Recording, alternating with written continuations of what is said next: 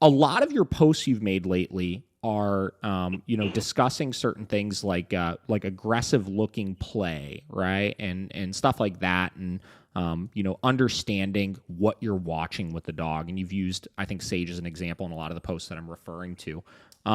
Where was the switch for you when you started realizing, okay, so obviously as trainers, we're cued to think, growling, mounting, these like quote unquote like dominant looking behavioral issues and stuff like that that you'll see while dogs are playing with each other, like have to be stopped right away because they create problems and this and that.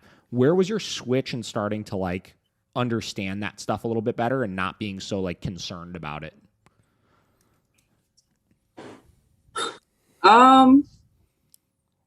I really love watching the work you do because I wouldn't say I do as much rehabilitation with dogs who are. Sage put a straight up fear in me. Sure. Because I just see what she's capable of, and then my brain went to every dog can do this. Every dog is a killer. Every dog is a freaking demon on the inside. And so for a long time, I was super afraid to let any client dogs just hang out together. If I saw an inkling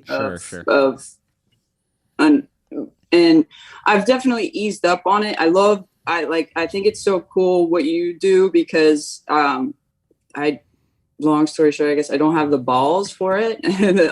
Or I don't have as many, I also don't have as many safe dogs. I only have that's a big part 3 to 4 client dogs in at a time who all have problems. And then I only have one, like Angel is my good dog, but he also I have to watch certain,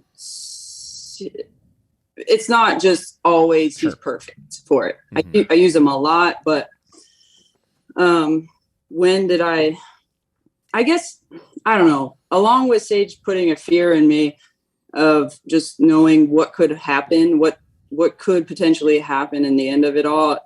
I also I'm kind of a rough kind of person who, like, even though she growls and things, I did start to learn that, I guess, okay, I got to know Sage better, and that's I don't know when though, that kind of helped me. I realized that just because Sage has different growls, like happy growls, angry growls, I'm serious, I'm not so serious. And I didn't, for a long time, I was like, don't growl, like you're growling, don't do that. Yeah. But come to find out, like she's very vocal, crazy vocal, the most vocal dog. So any emotion she has, she's talking in some sort of way. Mm-hmm. And so with her, I also realized that not every growl was bad. And I don't know, I guess with Angel's 8, she's 10, and I've had them both for that long. Angel, I got off Craigslist too, but we went. he was also claimed to be a wolf dog. I went for it again. But I got him at 8 weeks, but they were great. They have been great together, and they always had that kind of play. And I don't know, I never saw it as that. I don't know. Sure. I don't know. No, that it makes complete sense. Like I think, again, learning the individual dog, aggression is such an interesting thing because I have this way broader perspective on it than a lot of people do. I think a lot of people look at like any sort of bite or growl or anything that looks scary is like aggression, right?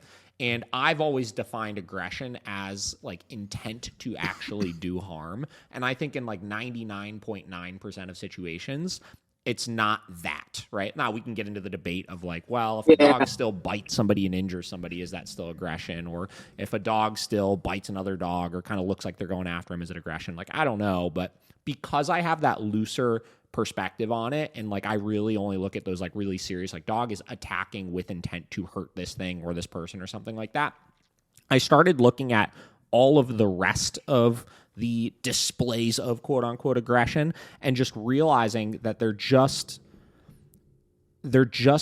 the dog expressing themselves in different ways. And we could then have the conversation of like, is it appropriate? Is it not appropriate? This or that. But once I realized it was the dog just expressing themselves and expressing when they liked or disliked something no differently than we do as trainers to dogs, I started realizing that instead of looking to eliminate it altogether, can we just get the dog to realize that they could express themselves in the same way when they like or dislike something, but a little bit less intense? You know what I mean?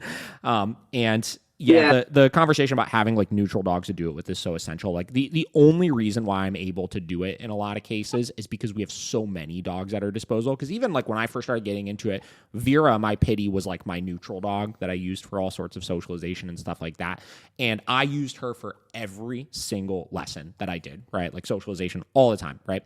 And even if you have the most bomb-proof dog, like you have them in that scenario enough times, right? And they're going to start to just get over it. It's like, why do I have to be the dummy every single time, right? So that's the thing too, is, you know, we have to be aware of, like, even on our social list, like our dogs that are the social dogs, like we're not going to do it every single day with them, right? We're not going to do it twice a day with them, stuff like that. We're going to rotate through them so they get, you know, all right, well, maybe you have to kind of help this dog learn how to play this one time, but the rest of the week you'll just have like fun play where it's like, you know, you could loosen up and have a good time and not have to worry about anything, you know? So